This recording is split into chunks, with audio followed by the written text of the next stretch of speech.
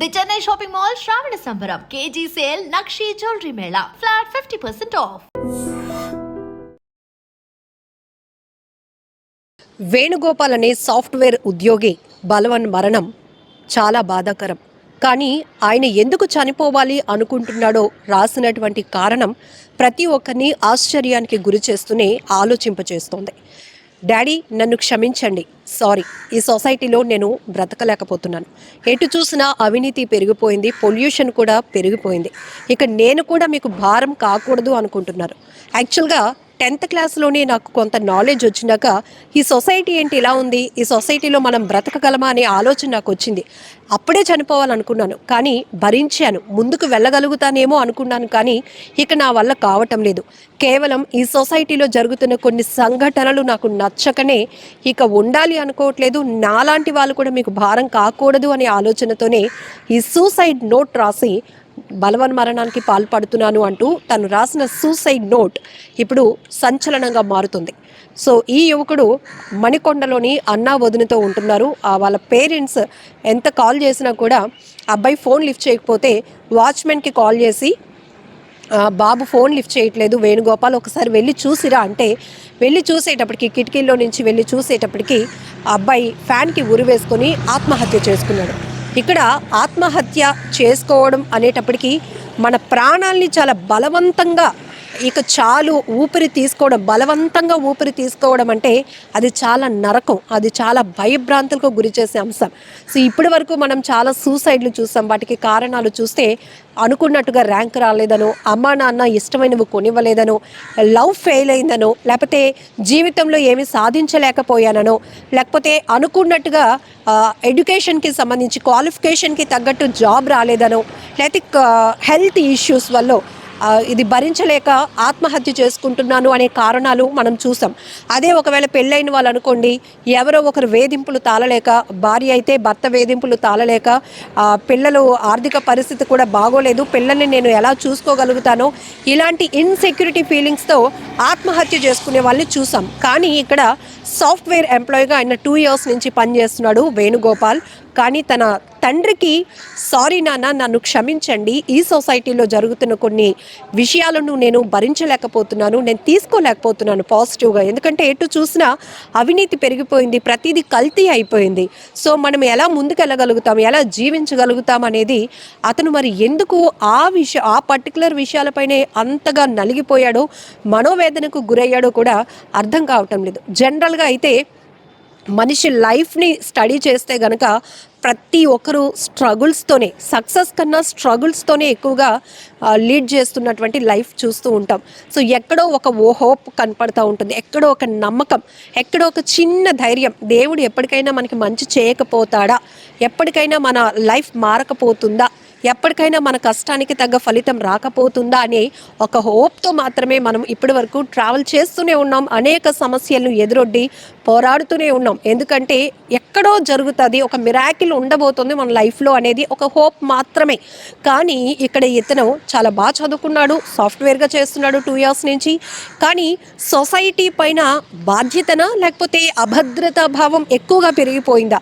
జనరల్గా మనం సొసైటీలో జరుగుతున్న అనేక ఇన్సిడెంట్స్ని తీసుకోలేం, దానిపైన చలించిపోయే హృదయంతో ఉంటాం. మ్యాక్సిమం అందరం పాజిటివ్ థాట్తోనే ఉంటాం. కాబట్టి ఏంటి, అయ్యో ఇలా జరిగింది, అలా జరగకుండా ఉంటే బాగుండు అనే ఆలోచనే మనకు ఉంటుంది. అదే ఎవరైనా బాధతో భరించలేక మేము చనిపోతున్నామనే వీడియోలు చూసినా కూడా మనం అయ్యో అలా చేసి ఉండకుండా పోరాడితే బాగుండే, లేకపోతే ఎవరైనా హెల్ప్ చేస్తుంటే బాగుండే అనే ఆలోచనలతో కూడా మనం ఆ ఘటనలను విశ్లేషించుకునే ప్రయత్నం చేస్తాం. కానీ ఈ యువకుడు చెప్తున్నాడు వాళ్ళ తండ్రికి ఒక లెటర్ రాసి, నాన్న నేను 10th క్లాస్లోనే చనిపోవాలి అనుకున్నాను అని.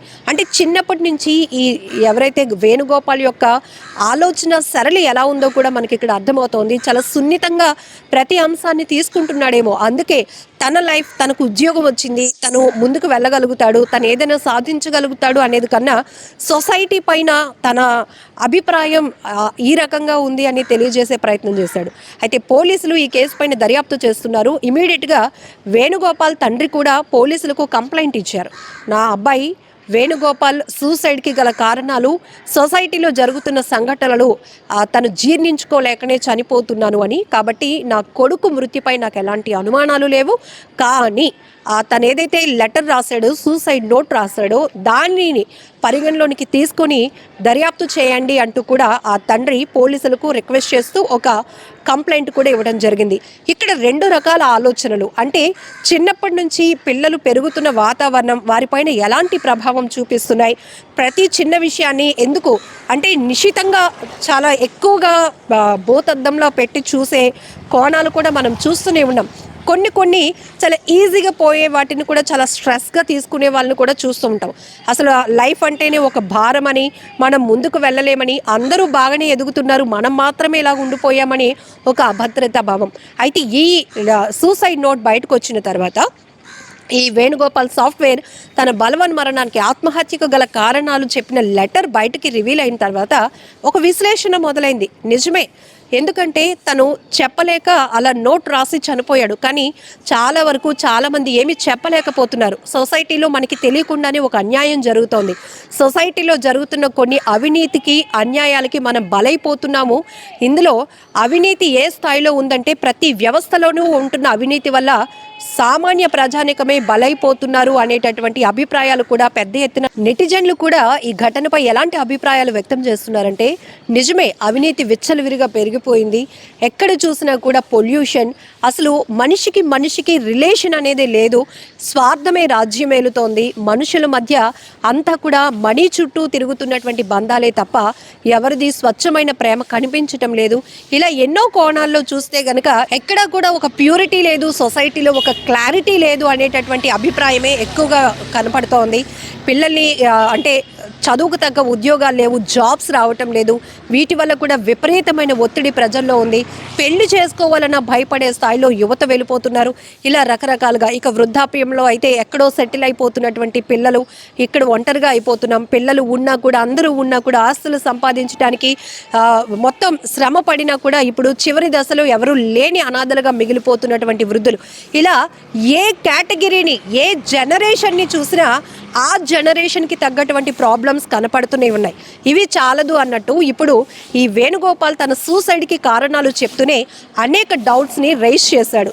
సొసైటీలో జరుగుతున్నటువంటి కొన్ని ఘటనలు, అంటే అవినీతి కావచ్చు, పొల్యూషన్ కావచ్చు, ఇవన్నీ కూడా ఎక్కడ కూడా మనిషి జీవితానికి ఒక క్లారిటీ లేకుండా చేస్తున్నాయి. అందుకే నేను తట్టుకోలేకే సూసైడ్ చేస్తున్నాను, నాన్న నన్ను క్షమించండి అంటూ అతను చివరిగా నోట్ రాసి బలవన్ మరణానికి పాల్పడ్డాడు. ఈ ఘటనపై మీరేమంటారో, మీ కోణంలో మీ ఆలోచన ఏంటో కూడా, అసలు ఈ అబ్బాయి అనుకున్న ఆలోచన కరెక్టేనా, దానికోసం సొసైటీలో జరుగుతున్న కారణాలతో తను బలవన్ మరణానికి పాల్పడి కుటుంబానికి దూరం అవ్వటం, వీటన్నిటిని మీరేమనుకుంటున్నారో కామెంట్ బాక్స్లో మెన్షన్ చేయండి. నిజంగా ప్రస్తుతం ఉన్నటువంటి సమాజం దేనికి ప్రయారిటీ ఇస్తుంది? ఆర్థిక సంబంధాల చుట్టూ మాత్రమే తిరుగుతోంది. మళ్ళీ ఎన్నికలంగానే చాలా విరక్తి కలుగుతాం.